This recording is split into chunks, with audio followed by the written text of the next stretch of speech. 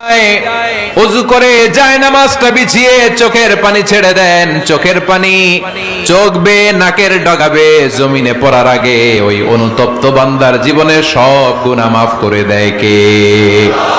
চোখের 7 শ্রেণীর ব্যক্তিকে আল্লাহ তাআলা আরশের নিচে ছায়া দিবে কিয়ামতের দিন, যেদিন আকাশের সূর্যটা মাথার কাছে চলে আসবে, জমিনটা তামার জমিন হয়ে যাবে তৃষ্ণায়, মানুষের জিহ্বা বের হয়ে কুকুরের মতো নাভির সামনে ঝুলতে থাকবে।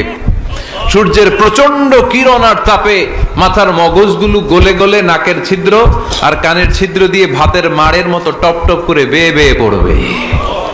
আল্লাহর আরশের ছায়া ছাড়া সেদিন আর কোনো ছায়া থাকবে না। বিষ্ণু বললেন 7 শ্রেণীর ব্যক্তিকে আল্লাহ তাআলা সেদিন আরশের নিচে ছায়া দিবে। তার মধ্যে থেকে 1 শ্রেণীর ব্যক্তি, কিশোরগঞ্জের ভাইয়েরা খেয়াল করে শুনেন, তার মধ্যে 1 শ্রেণীর ব্যক্তি হচ্ছে রাজুলুন তাসাদ্দাকা বিসাদাকা ফাআখফাহা।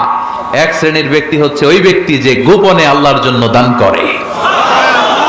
হাত্তা লা তা'লামু শিমালুহু মা তুনফিকু ইয়ামিনু, এমন গোপনে এসে আল্লাহর রাস্তায় দান করে দেয়, তার ডান হাত কি দান করেছে বাম হাত টের পায় না। ডান হাত কি দিল বাম হাত দেখে নাই। অন্য মানুষ জানা তো দূরের কথা, এই গোপন দান আমার আল্লাহর কাছে খুব প্রিয়। এজন্য একটু দান করার অভ্যেস করেন, অল্প করে করেন। আজকে যে 5 টাকা দান করে দেন মসজিদে, 2 টাকার নোট থাকলে দান করে দেন, 1 টাকার পয়সা থাকলে দান করে দেন। দান করতেই হবে, কারণ মুত্তাকি হতে চাইলে এই দানের ধারাবাহিকতা কন্টিনিউয়াসলি এটা রাখতে হয়, এটা থামানো যায় না। সময় ভালো বেশি দিলাম, সময় খারাপ কম দিলাম, কিন্তু দিতে হবে। রাজি আছেন? আল্লাকা সিররুন ইনদাল্লাহ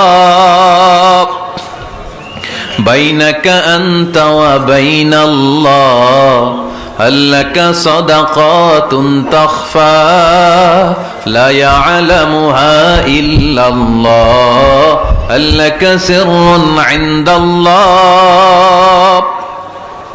বাইনাকা আনতা ওয়া বাইনাল্লাহ, হাল্লাকা সাদাকাতুন তাখফা লা ইয়ালামুহা ইল্লাল্লাহ। সুবহানাল্লাহ পড়েন।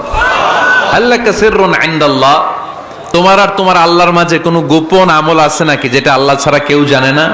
জীবনে আমাদের প্রত্যেকের এমন কিছু গোপন আমল, ইবাদত আর দান সদকা করা দরকার যেটা দুনিয়ার কেউ জানে না, জানে আমার রব আর জানি আমি। এরকম দান থাকার দরকার আছে না নাই? তোমার জীবনে এমন কোন গোপন সাদাকা আছে নাকি যেটা আল্লাহ ছাড়া কেউ দেখেনি? এই গোপন সাদাকাটা আল্লাহ খুব পছন্দ করে। এখানে মাদ্রাসা, আজকে আমার ভাই অমুক ভাই দিবেন 2 লক্ষ টাকা, বলেন মারহাবা।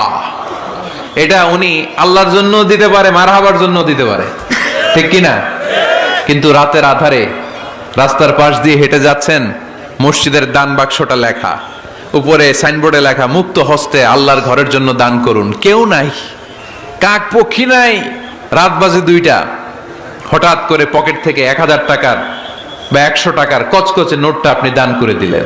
ওই দানটা 1 কোটি টাকার দানের